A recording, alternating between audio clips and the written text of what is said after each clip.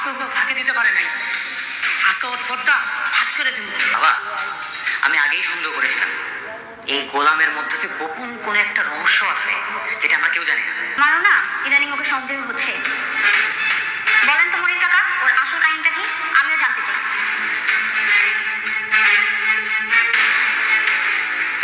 আচ্ছা, একটু ভাবুন তো, আপনি সারা জীবন একটা মানুষকে অপমান করলেন, তাকে চোর বললেন, তার গায়ে হাত তুললেন, পুলিশ ডেকে আনলেন তাকে ধরিয়ে দেওয়ার জন্য, আর একদিন হঠাৎ করে সেই পুলিশই তাকে দেখে স্যালুট দিল।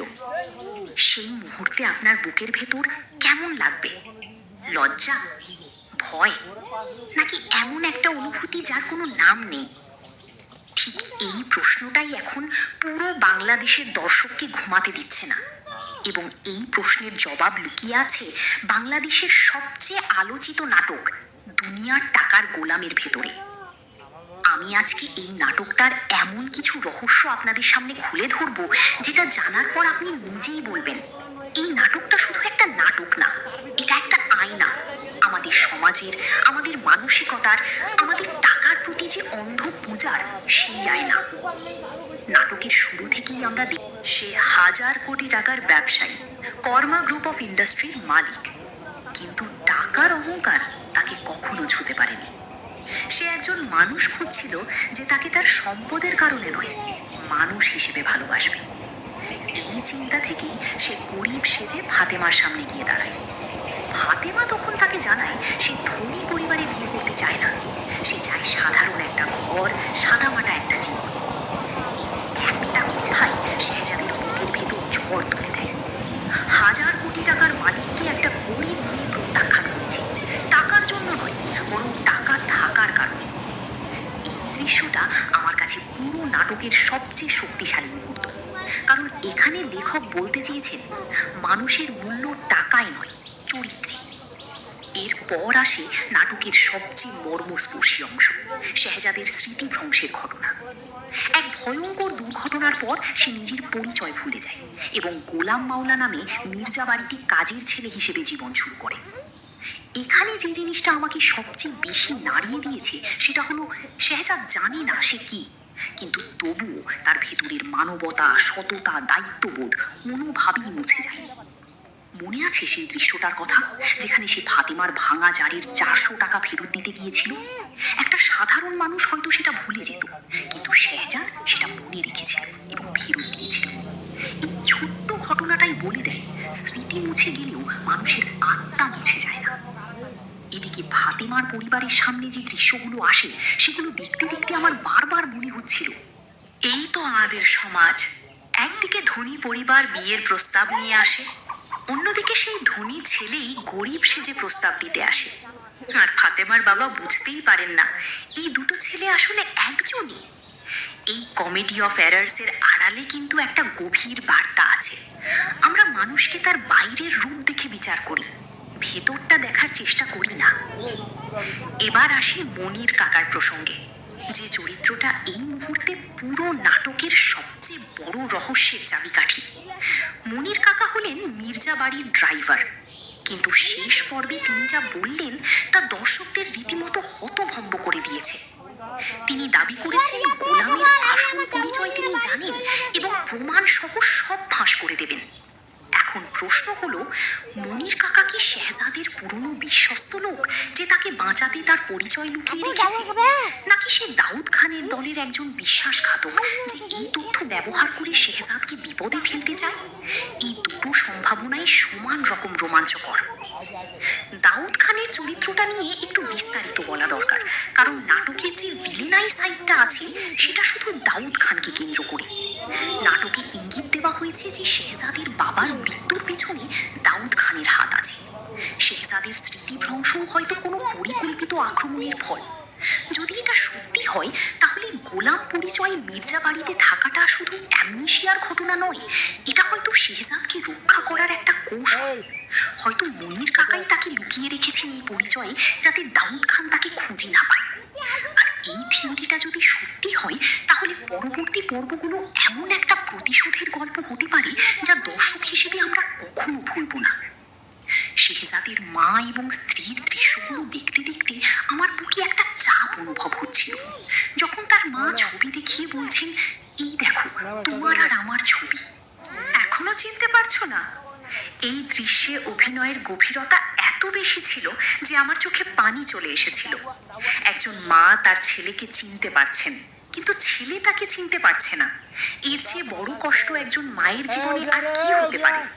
আর যখন শেহজাদ বলছে, আমি গোলাম মাওলা, মির্জাবাড়ির কাজের লোক, এই কথাটা শুনে মায়ের মুখের যে অভিব্যক্তি, তা কোনো অভিনয় মনে হয়নি, মনে হয়েছে সত্যিকারের যন্ত্রণা। এবার একটু বলি, এই নাটকটা কেন এত ভাইরাল হয়েছে। কারণটা খুব সহজ। এই নাটক শুধু বিনোদন দেয় না, চিন্তা করায়। আমরা প্রতিদিন এমন মানুষ দেখি যাদের আমরা টাকা বা পদমর্যাদা না থাকার কারণে ছোট করি, কিন্তু দুনিয়ার টাকার গোলাম আমাদের প্রশ্ন করে, যদি জানতে পারো যাকে তুমি এতদিন অপমান করেছিলে সে আসলে 1000 কোটি টাকার মালিক, তখন কি করবে? অনুশোচনা করবে। কিন্তু সেই অনুশোচনা কি সত্যিকারের, না শুধু পরিস্থিতির চাপে পড়ে? এই প্রশ্নটার উত্তর নাটকের শেষ দিকে আসবে, এবং আমার ধারণা সেটাই হবে এই নাটকের সবচেয়ে বড় শিক্ষা। শেষে বলতে চাই, দুনিয়ার টাকার গোলাম এখন পর্যন্ত যা দেখিয়েছে তা সত্যিই অসাধারণ। গল্পের বুনন, চরিত্রের গভীরতা এবং প্রতিটি পর্বের শেষে যে ক্লিফ হ্যাঙ্গার রাখা হচ্ছে, এগুলো প্রমাণ করে বাংলা নাটক আন্তর্জাতিক মানে পৌঁছাতে পারে। চতুর্থ পর্বের জন্য অপেক্ষা করতে করতে মনে হচ্ছে এটাই সেই পর্ব যেখানে মনির কাকার মুখ থেকে বেরোবে সেই সত্য যা পুরো মির্জা পরিবারের পায়ের তলার মাটি সরিয়ে দেবে। আপনার কি মনে হয়, গোলাম সত্যিই শেহজাদ? আর মনির কাকা কি ভালো না খারাপ? নিচে কমেন্ট করুন। এবং যদি এই ভিডিওটা ভালো লেগে থাকে তাহলে লাইক দিন, চ্যানেল সাবস্ক্রাইব করুন এবং বেল আইকনটা অন করে রাখুন, যাতে পরবর্তী পর্বের আপডেট সাথে সাথে পেতে পারেন। আচ্ছা, একটু ভাবুন তো, আপনি সারা জীবন একটা মানুষকে অপমান করলেন, তাকে চোর বললেন, তার গায়ে হাত তুললেন, পুলিশ ডেকে আনলেন তাকে ধরিয়ে দেওয়ার জন্য, আর একদিন হঠাৎ করে সেই পুলিশই তাকে দেখে স্যালুট দিল। সেই মুহূর্তে আপনার বুকের ভেতর কেমন লাগবে? লজ্জা, ভয়, নাকি এমন একটা অনুভূতি যার কোনো নাম নেই? ঠিক এই প্রশ্নটাই এখন পুরো বাংলাদেশের দর্শককে ঘুমাতে দিচ্ছে না, এবং এই প্রশ্নের জবাব লুকিয়ে আছে বাংলাদেশের সবচেয়ে আলোচিত নাটক দুনিয়ার টাকার গোলামের ভেতরে। আমি আজকে এই নাটকটার এমন কিছু রহস্য আপনাদের সামনে খুলে ধরবো, যেটা জানার পর আপনি নিজেই বলবেন, এই নাটকটা শুধু একটা নাটক না, এটা একটা আয়না। আমাদের সমাজের, আমাদের মানসিকতার, আমাদের টাকার প্রতি যে অন্ধ পূজার সেই আয়না। নাটকের শুরু থেকেই আমরা দেখি সে 1000 কোটি টাকার ব্যবসায়ী, কর্মা গ্রুপ অফ ইন্ডাস্ট্রির মালিক, কিন্তু টাকার অহংকার তাকে কখনো ছুঁতে পারেনি। সে একজন মানুষ খুঁজছিল যে তাকে তার সম্পদের কারণে নয়, মানুষ হিসেবে ভালোবাসবে। এই চিন্তা থেকেই সে গরিব সেজে ফাতেমার সামনে গিয়ে দাঁড়ায়। ফাতেমা তখন তাকে জানায় সে ধনী পরিবারে বিয়ে করতে চায় না, সে চায় সাধারণ একটা ঘর, সাদামাটা একটা জীবন। এই একটা কথাই শেহজাদের বুকের ভেতর ঝড় তুলে দেয়। 1000 কোটি টাকার মালিককে একটা গরিব মেয়ে প্রত্যাখ্যান করেছে, টাকার জন্য নয়, বরং টাকা থাকার কারণে। এই দৃশ্যটা আমার কাছে পুরো নাটকের সবচেয়ে শক্তিশালী মুহূর্ত, কারণ এখানে লেখক বলতে চেয়েছেন মানুষের মূল্য টাকায় নয়, চরিত্রে। এরপর আসে নাটকের সবচেয়ে মর্মস্পর্শী অংশ, শেহজাদের স্মৃতিভ্রংশের ঘটনা। এক ভয়ঙ্কর দুর্ঘটনার পর সে নিজের পরিচয় ভুলে যায় এবং গোলাম মাওলা নামে মির্জা বাড়িতে কাজের ছেলে হিসেবে জীবন শুরু করে। এখানে যে জিনিসটা আমাকে সবচেয়ে বেশি নাড়িয়ে দিয়েছে সেটা হলো, শেহজাদ জানে না সে কি, কিন্তু তবুও তার ভেতরের মানবতা, সততা, দায়িত্ববোধ কোনোভাবেই মুছে যায়নি। মনে আছে সেই দৃশ্যটার কথা, যেখানে সে ফাতেমার ভাঙা জারির 400 টাকা ফেরত দিতে গিয়েছিল? একটা সাধারণ মানুষ হয়তো সেটা ভুলে যেত, কিন্তু শেহজাদ সেটা মনে রেখেছিল এবং ফেরত দিয়েছিল। এই ছোট্ট ঘটনাটাই বলে দেয়, স্মৃতি মুছে গেলেও মানুষের আত্মা মুছে যায় না। এদিকে ফাতেমার পরিবারের সামনে যে দৃশ্যগুলো আসে সেগুলো দেখতে দেখতে আমার বারবার মনে হচ্ছিল, এই তো আমাদের সমাজ। একদিকে ধনী পরিবার বিয়ের প্রস্তাব নিয়ে আসে, অন্যদিকে সেই ধনী ছেলেই গরিব সেজে প্রস্তাব দিতে আসে। আর ফাতেমার বাবা বুঝতেই পারেন না এই দুটো ছেলে আসলে একজনই। এই কমেডি অফ এরার্সের আড়ালে কিন্তু একটা গভীর বার্তা আছে। আমরা মানুষকে তার বাইরের রূপ দেখে বিচার করি, ভেতরটা দেখার চেষ্টা করি না। এবার আসি মনির কাকার প্রসঙ্গে, যে চরিত্রটা এই মুহূর্তে পুরো নাটকের সবচেয়ে বড় রহস্যের চাবিকাঠি। মনির কাকা হলেন মির্জা বাড়ির ড্রাইভার, কিন্তু শেষ পর্বে তিনি যা বললেন তা দর্শকদের রীতিমতো হতভম্ব করে দিয়েছে। তিনি দাবি করেছেন গোলামের আসল পরিচয় তিনি জানেন এবং প্রমাণ সহ সব ফাঁস করে দেবেন। এখন প্রশ্ন হলো, মনির কাকা কি শেহজাদের পুরনো বিশ্বস্ত লোক যে তাকে বাঁচাতে তার পরিচয় লুকিয়ে রেখেছে, নাকি সে দাউদ খানের দলের একজন বিশ্বাসঘাতক যে এই তথ্য ব্যবহার করে শেহজাদকে বিপদে ফেলতে চায়? এই দুটো সম্ভাবনাই সমান রকম রোমাঞ্চকর। দাউদ খানের চরিত্রটা নিয়ে একটু বিস্তারিত বলা দরকার, কারণ নাটকের যে ভিলেনাই সাইডটা আছে সেটা শুধু দাউদ খানকে কেন্দ্র করে। নাটকে ইঙ্গিত দেওয়া হয়েছে যে শেহজাদের বাবার মৃত্যুর পিছনে দাউদ খানের হাত আছে। শেহজাদের স্মৃতিভ্রংশও হয়তো কোনো পরিকল্পিত আক্রমণের ফল। যদি এটা সত্যি হয়, তাহলে গোলাম পরিচয় মির্জা বাড়িতে থাকাটা শুধু অ্যামনেশিয়ার ঘটনা নয়, এটা হয়তো শেহজাদকে রক্ষা করার একটা কৌশল। হয়তো মনির কাকাই তাকে লুকিয়ে রেখেছেন এই পরিচয়ে, যাতে দাউদ খান তাকে খুঁজে না পায়। আর এই থিওরিটা যদি সত্যি হয়, তাহলে পরবর্তী পর্বগুলো এমন একটা প্রতিশোধের গল্প হতে পারে যা দর্শক হিসেবে আমরা কখনো ভুলব না। শেহজাদের মা এবং স্ত্রীর দৃশ্যগুলো দেখতে দেখতে আমার বুকে একটা চাপ অনুভব হচ্ছিল। যখন তার মা ছবি দেখিয়ে বলছেন, এই দেখো তোমার আর আমার ছবি, এখনো চিনতে পারছো না? এই দৃশ্যে অভিনয়ের গভীরতা এত বেশি ছিল যে আমার চোখে পানি চলে এসেছিল। একজন মা তার ছেলেকে চিনতে পারছেন, কিন্তু ছেলে তাকে চিনতে পারছে না। এর চেয়ে বড় কষ্ট একজন মায়ের জীবনে আর কি হতে পারে? আর যখন শেহজাদ বলছে, আমি গোলাম মাওলা, মির্জা বাড়ির কাজের লোক, এই কথাটা শুনে মায়ের মুখের যে অভিব্যক্তি, তা কোনো অভিনয় মনে হয়নি, মনে হয়েছে সত্যিকারের যন্ত্রণা। এবার একটু বলি, এই নাটকটা কেন এত ভাইরাল হয়েছে। কারণটা খুব সহজ। এই নাটক শুধু বিনোদন দেয় না, চিন্তা করায়। আমরা প্রতিদিন এমন মানুষ দেখি যাদের আমরা টাকা বা পদমর্যাদা না থাকার কারণে ছোট করি, কিন্তু দুনিয়ার টাকার গোলাম আমাদের প্রশ্ন করে, যদি জানতে পারো যাকে তুমি এতদিন অপমান করেছিলে সে আসলে 1000 কোটি টাকার মালিক, তখন কি করবে? অনুশোচনা করবে। কিন্তু সেই অনুশোচনা কি সত্যিকারের, না শুধু পরিস্থিতির চাপে পড়ে? এই প্রশ্নটার উত্তর নাটকের শেষ দিকে আসবে, এবং আমার ধারণা সেটাই হবে এই নাটকের সবচেয়ে বড় শিক্ষা। শেষে বলতে চাই, দুনিয়ার টাকার গোলাম এখন পর্যন্ত যা দেখিয়েছে তা সত্যিই অসাধারণ। গল্পের বুনন, চরিত্রের গভীরতা এবং প্রতিটি পর্বের শেষে যে ক্লিফ হ্যাঙ্গার রাখা হচ্ছে, এগুলো প্রমাণ করে বাংলা নাটক আন্তর্জাতিক মানে পৌঁছাতে পারে। চতুর্থ পর্বের জন্য অপেক্ষা করতে করতে মনে হচ্ছে এটাই সেই পর্ব যেখানে মনির কাকার মুখ থেকে বেরোবে সেই সত্য যা পুরো মির্জা পরিবারের পায়ের তলার মাটি সরিয়ে দেবে। আপনার কি মনে হয়, গোলাম সত্যি শেহজাদ? আর মনির কাকা কি ভালো না খারাপ? নিচে কমেন্ট করুন। এবং যদি এই ভিডিওটা ভালো লেগে থাকে তাহলে লাইক দিন, চ্যানেল সাবস্ক্রাইব করুন এবং বেল আইকনটা অন করে রাখুন, যাতে পরবর্তী পর্বের আপডেট সাথে সাথে পেতে পারেন। আচ্ছা, একটু ভাবুন তো, আপনি সারা জীবন একটা মানুষকে অপমান করলেন, তাকে চোর বললেন, তার গায়ে হাত তুললেন, পুলিশ ডেকে আনলেন তাকে ধরিয়ে দেওয়ার জন্য, আর একদিন হঠাৎ করে সেই পুলিশই তাকে দেখে স্যালুট। লাইক, চ্যানেল সাবস্ক্রাইব করুন এবং বেল আইকনটা অন করে রাখুন, যাতে পরবর্তী পর্বের আপডেট সাথে সাথে পেতে পারেন।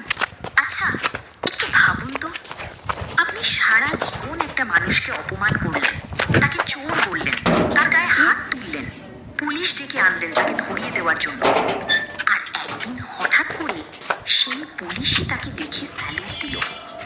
সেই মুহূর্তে আপনার বুকের ভেতর কেমন লাগবে? লজ্জা, ভয়, নাকি এমন একটা অনুভূতি যার কোনো নাম নেই?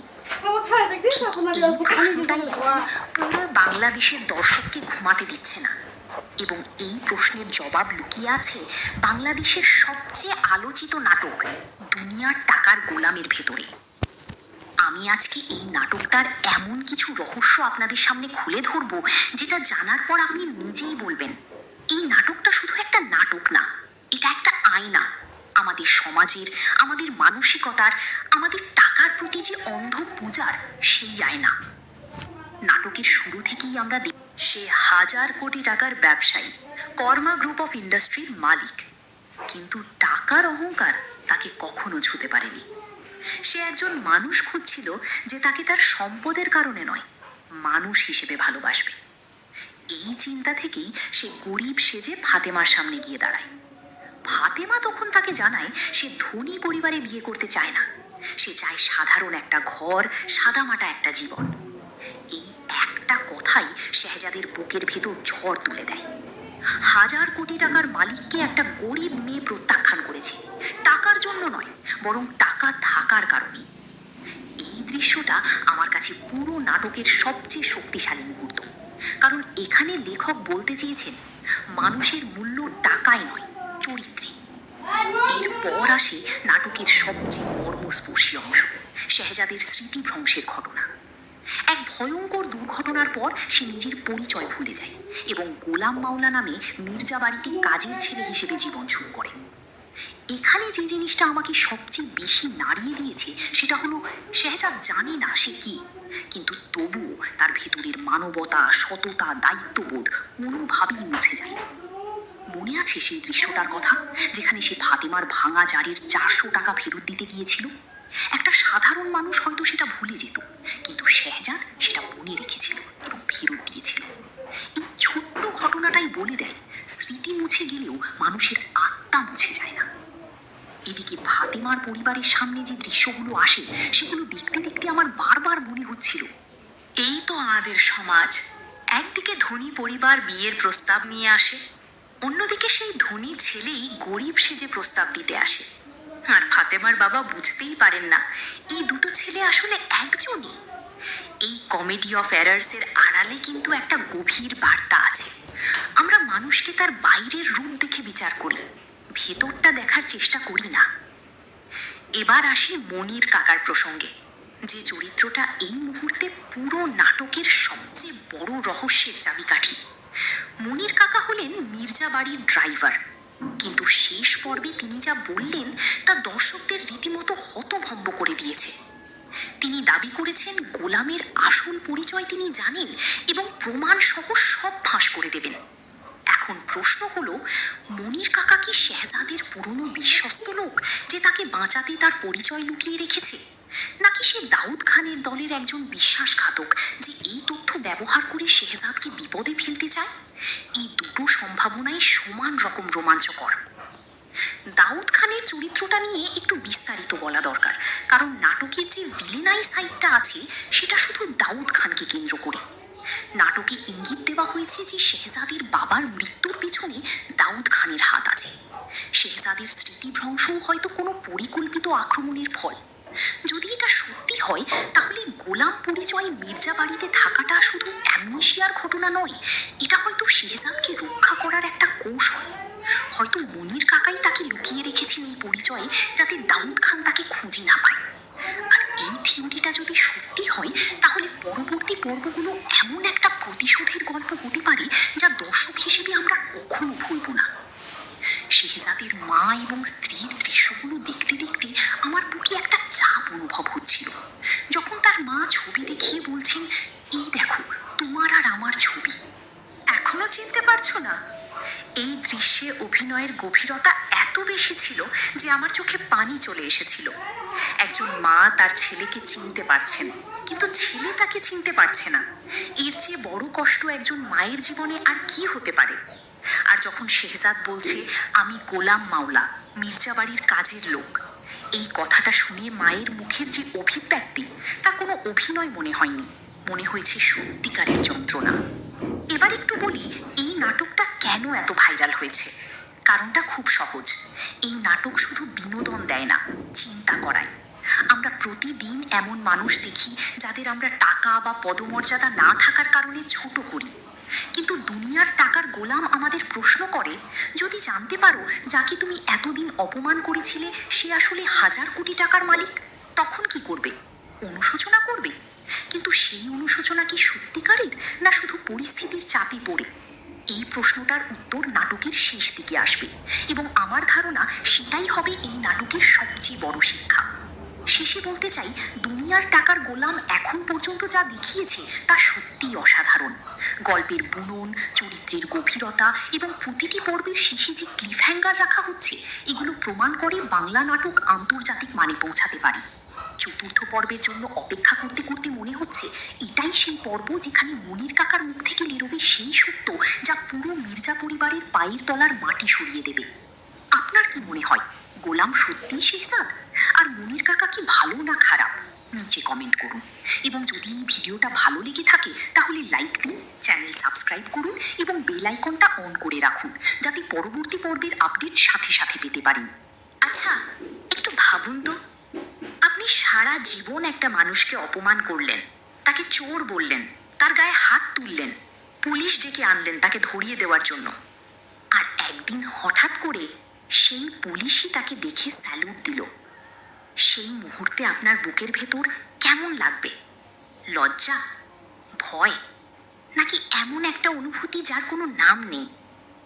ঠিক এই প্রশ্নটাই এখন পুরো বাংলাদেশের দর্শককে ঘুমাতে দিচ্ছে না এবং এই প্রশ্নের জবাব লুকিয়ে আছে বাংলাদেশের সবচেয়ে আলোচিত নাটক দুনিয়ার টাকার গোলামের ভেতরে। আমি আজকে এই নাটকটার এমন কিছু রহস্য আপনাদের সামনে খুলে ধরব যেটা জানার পর আপনি নিজেই বলবেন, এই নাটকটা শুধু একটা নাটক না, এটা একটা আয়না। আমাদের সমাজের, আমাদের মানসিকতার, আমাদের টাকার প্রতি যে অন্ধ পূজার সেই আয়না। নাটকের শুরু থেকেই আমরা দেখি সে 1000 কোটি টাকার ব্যবসায়ী, কর্মা গ্রুপ অফ ইন্ডাস্ট্রির মালিক, কিন্তু টাকার অহংকার তাকে কখনো ছুঁতে পারেনি। সে একজন মানুষ খুঁজছিল যে তাকে তার সম্পদের কারণে নয়, মানুষ হিসেবে ভালোবাসবে। এই চিন্তা থেকেই সে গরিব সেজে ফাতেমার সামনে গিয়ে দাঁড়ায়। ফাতেমা তখন তাকে জানায় সে ধনী পরিবারে বিয়ে করতে চায় না, সে চায় সাধারণ একটা ঘর, সাদামাটা একটা জীবন। এই একটা কথাই শেহজাদের বুকের ভেতর ঝড় তুলে দেয়। 1000 কোটি টাকার মালিককে একটা গরিব মেয়ে প্রত্যাখ্যান করেছে, টাকার জন্য নয় বরং টাকা থাকার কারণে। এই দৃশ্যটা আমার কাছে পুরো নাটকের সবচেয়ে শক্তিশালী মুহূর্ত, কারণ এখানে লেখক বলতে চেয়েছেন মানুষের মূল্য টাকায় নয়, চরিত্রে। এরপর আসে নাটকের সবচেয়ে মর্মস্পর্শী অংশ, শেহজাদের স্মৃতিভ্রংশের ঘটনা। এক ভয়ঙ্কর দুর্ঘটনার পর সে নিজের পরিচয় ভুলে যায় এবং গোলাম মাওলা নামে মির্জা বাড়িতে কাজের ছেলে হিসেবে জীবন শুরু করে। এখানে যে জিনিসটা আমাকে সবচেয়ে বেশি নাড়িয়ে দিয়েছে সেটা হলো শেহজাদ জানে না সে কি, কিন্তু তবুও তার ভেতরের মানবতা, সততা, দায়িত্ববোধ কোনোভাবেই মুছে যায়নি। মনে আছে সেই দৃশ্যটার কথা যেখানে সে ফাতেমার ভাঙা জারের 400 টাকা ফেরত দিতে গিয়েছিল? একটা সাধারণ মানুষ হয়তো সেটা ভুলে যেত, কিন্তু শেহজাদ সেটা মনে রেখেছিল এবং ফেরত দিয়েছিল। এই ছোট্ট ঘটনাটাই বলে দেয় স্মৃতি মুছে গেলেও মানুষের আত্মা মুছে যায় না।